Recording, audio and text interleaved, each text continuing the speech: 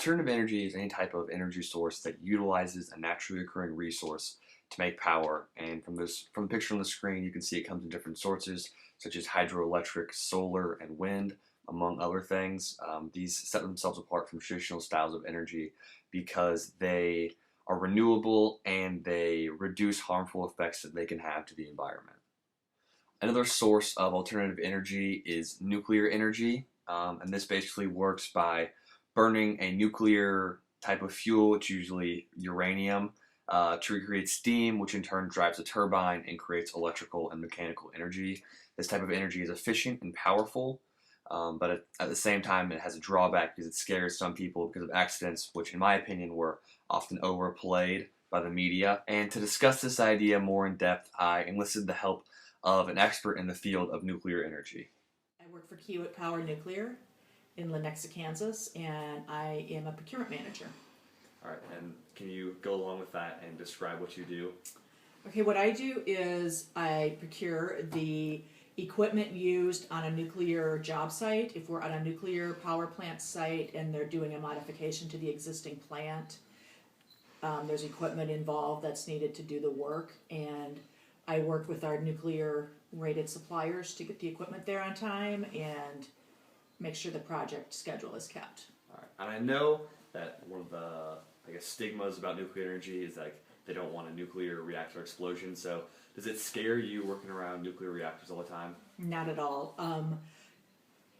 I think actually, like, man to man, it's probably the safer energy. Now you've had like highly publicized incidences like 3 Mile Island and Chernobyl, which were all due to human error, not something inherently dangerous in the nuclear plant or the functioning of the plant. So there is a potential on any power plant that there's going to be a loss of life due to accident or injury just because it is a construction site. But from an actual nuclear blast, I think it's overrated.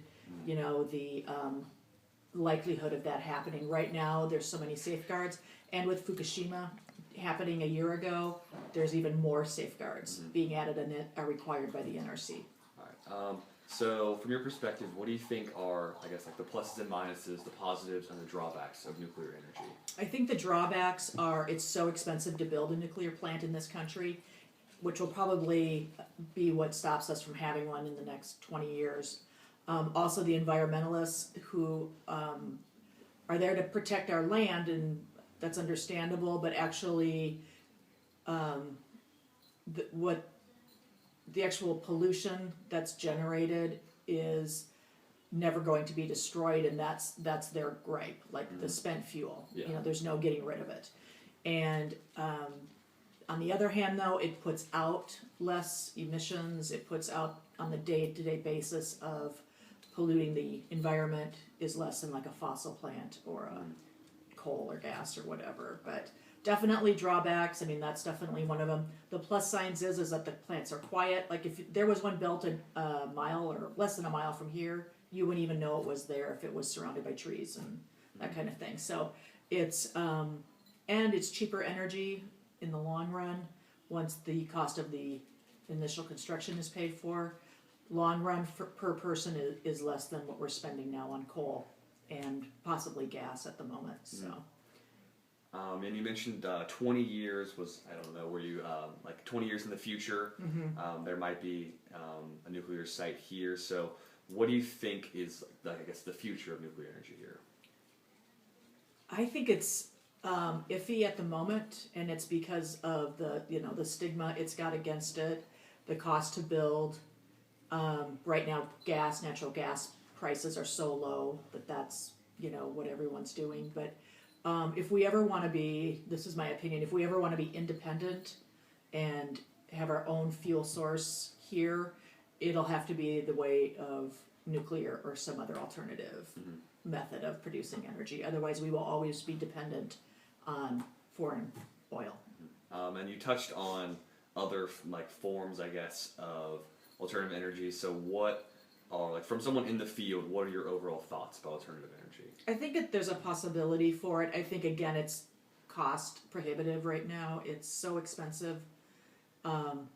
and there just isn't money going into the development of those alternative sources.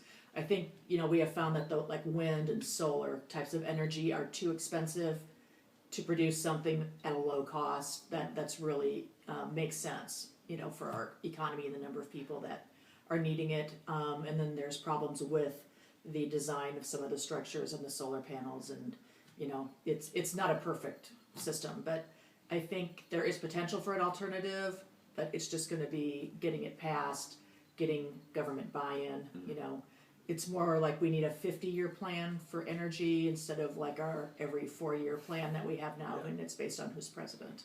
So if we can get to look at it that way, and which is what a lot of the larger countries in the world do, you know, I think you can have something that's more manageable and a plan that you stick with for longer, and you might generate that kind of money. All right, that is all I need. That was great. Thank you. Okay.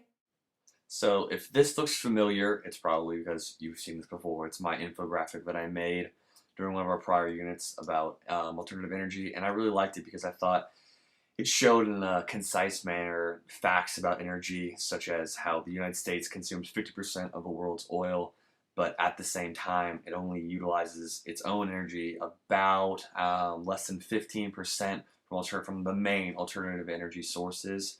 And I really thought that this show might not use as much energy as we might think at times, and how if we want to continue to be a major player in the world, we need to increase our efforts in utilizing alternative energy so we aren't dependent on other countries.